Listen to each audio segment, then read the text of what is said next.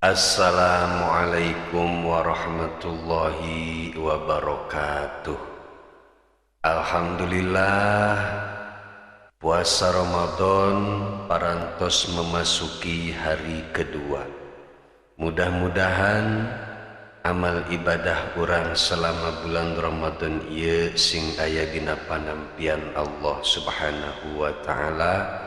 Oge pamudah-mudahan orang sing dipasihan kegiatan kesehatan supaya orang tiasa ngalaksanakeun berbagai ibadah samemeh orang dijemput ajal ku Allah Subhanahu wa taala. Salah satu kegiatan anu paling istimewa, anu paling ditunggu-tunggu ketika bulan Ramadan nyaeta peristiwa berkumandangnya adzan maghrib. Iyalah adzan yang paling dirindukan selama bulan Ramadan. Numatak sing hati-hati ka para muadzin, ulah mentang-mentang suara adzanna ditunggu-tunggu ku banyak orang di bulan Ramadan sehingga berlomba pagancang-gancang adzan. Papaheula adzan kurang setengah menit bae ka maghrib baik adzan bahaya eta cilaka, dosa gede eta sebabna pake batur puasana teu pol kurang setengah menit. Matakan adzan maghrib di bulan Ramadan mah jenting leuwih saeutik daripada kurang. Salah satu kegiatan menjelang adzan maghrib sakumaha tradisi anu geus bertahun-tahun meureunnan nyaeta ngabuburit. Boleh teu puasa ngabuburit? Boleh, bagus. Asal ngabuburitna ulah di tempat maksiat atawa bari ngalakukeun maksiat. Nah, ngabuburitna kitu mah cilaka eta mah. Lamun narek ngabuburit lah sakedeung mah atuh da urang teh ngaji wae aya bosenna meureun da jelema, wiridan wae aya bosenna meureunna. Komo lamun urang gaduh murang kalih istri pek ngabuburit teh ajak eta budak teh niatna ngabungahkeun budak menang pahala, menang gede. Saur Kangjeng Nabi, man farroha unsa faka'annama baka min khasyatillah. Saha jelema anu ngabungahkeun anak perempuanana maka eta jalma teh seolah-olah sarua jeung ceurik karna sieun ka Allah. Sedengkeun waman baka min khasyatillahi ta'ala harramallahu jasadahu 'alan nar. Saha jalma anu ceurik karna sieun ka Allah maka Allah bakal ngaharamkeun jasadna tina seuneu neraka. Teu hiji teh ngabuburitna supaya menang pahala. Atawa lamun urang teu gaduh murang kalih istri pek urang teh di bulan Ramadan teh damel di pabrik balik jam 4 atawa jam 5 ti pabrik teh payahna tah kudu meuli oleh-oleh jang keluarga. Ya atuh meuli-meuli cendol we jang keluarga. Naon eta pahalana? Saur Kangjeng Nabi, manishtara li'iyalihi syai'an summa hamalahu biyadihi ilaihim hattallahu anhu dzunubas sab'ina sanatan. Saha jalma anu mangmeulikeun sesuatu pikeun keluargana terus eta sesuatu teu dibawa kumanehna dijingjing diasongkeun ka keluargana maka Allah bakal ngahapus dosana 70 tahun. Aduh pan eta berkat cendol hiji 70 tahun dosa dihampura. Komo bulan puasa kieu mah bakal gede pahalana. Tetah dua tah cara ngabuburit bari ngumpulkeun pahala.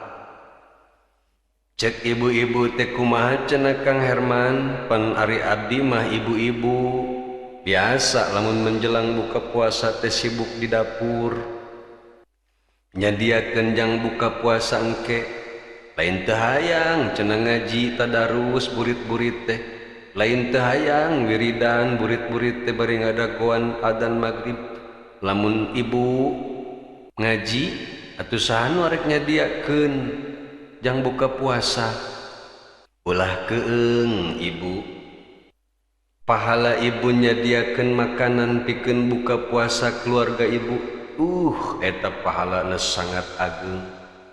Sakumaha saur Kanjeng Nabi ka putrina, ya Fatimah, ayyuma imra'atin tahanat zaujiha wa auladiha. Wahai Fatimah, istri mana wae anu ngadamel tipung, maksud tipung ti dieu makanan kanggo suamina sareng anak-anakna, illa kataballahu laha bikulli habbatin minal qamhi hasanatan, maka Allah subhanahu wa ta'ala bakal nyatetkeun pikeun eta si jalma setiap butir biji gandum berupa kebaikan.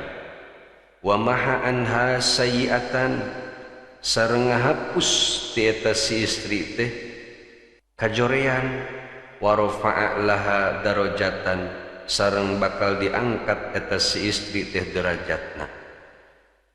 Ya Fatimah, ayyuma imra'atin araqat inda tahiniha li zaujiha, komo deui lamun eta masak teh olah teh nepi ka bijil keringat, illa ja'alallahu bainaha wa bainan nari sab'a khanadiqa, maka Allah bakal ngajadikeun antara eta si istri anu ngesang teh nyadiakeun makanan sareng neraka 70 parit.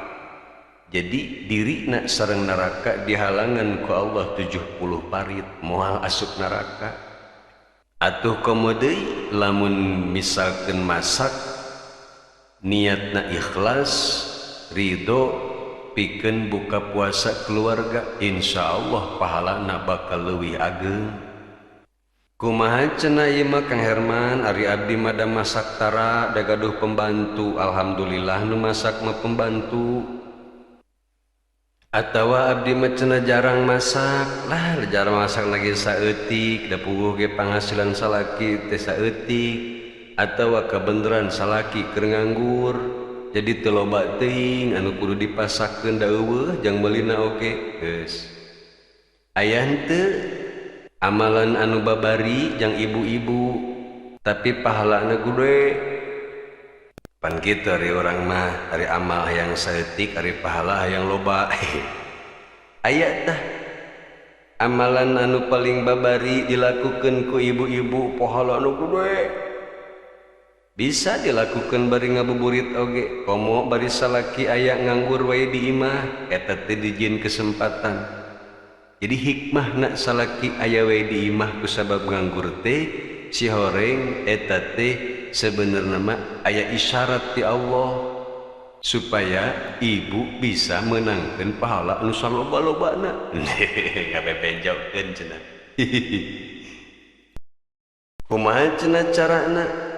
Saur Kanjeng Nabi, ya Fatimah, wahai Fatimah, ayyuma imra'atin dahanat ra'sa zawjiha wa lihyatahu wa qassat syaribahu wa qallamat adfarahu illa saqahallahu minar rahiqil makhtumi wa min anharil jannati. Istri mana wae anu ngaminyakan rambut suamina sareng jenggotna sareng motongan kumisna sareng motongan kukuna, maka Allah bakal masihan ka eta istri minuman anu sangat lezat anu disegol keneh ku Allah engke di sungai surga. Pan eta modal tibang nyisiran buuk salaki diminyakan lamun resepkeun mah terus ngarapihkeun kumisna motongan kukuna, eta bakal dipasihan minum ku Allah dina cai sungai anu disegol keneh.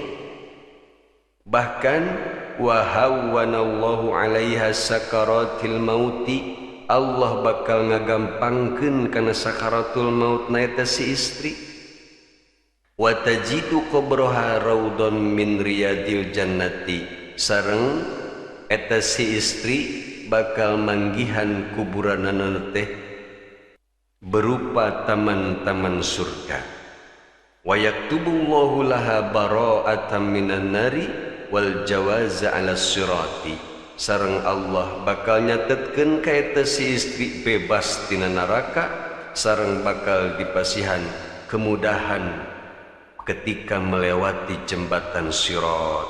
Wih, eta paling babari tapi pahalana paling gede. Erek naon deui coba? Nu mata geus lamun aya salaki kabeneran keur nganggo cicing bae di mah teu ka mana-mana geus, daripada dicarekan wae mending pak ka dieu minyakan buukna terus sisiran. Kumisna lamun ayaan rapihkeun supaya rapih ke tempona. Tingali deui kukuna lamun paranjang potongan. Sugan we atuh ari salaki kasep marapih buukna luwis, kumisna rapih, kukuna ge pararendek rapih, sugan wae nitah gawe. Selain kitu eta urang pahalana gede bakal diberi nginum ku Allah di engke di sungai di surga, bakal dihampangkeun sakaratul maut, bakal dicicingkeun di kuburanana di taman surga sareng bakal dibebaskeun tina neraka jeung bakal babari lewat sirat mustaqim. Eta geus luar biasa. Nah, etalah diantarana kegiatan-kegiatan ngabuburit anu ngadatangkeun pahala anu sangat luar biasa. Etalah keuntungan ibu-ibu disadiakeun ladang pahala ku Allah anu sakitu mudahna. Daripada burit-burit nongkrong di mana-mana, mending keneh tadi ngurusan salaki nu geus puguh gede pisan pahalana. Wallahu a'lam bishawab.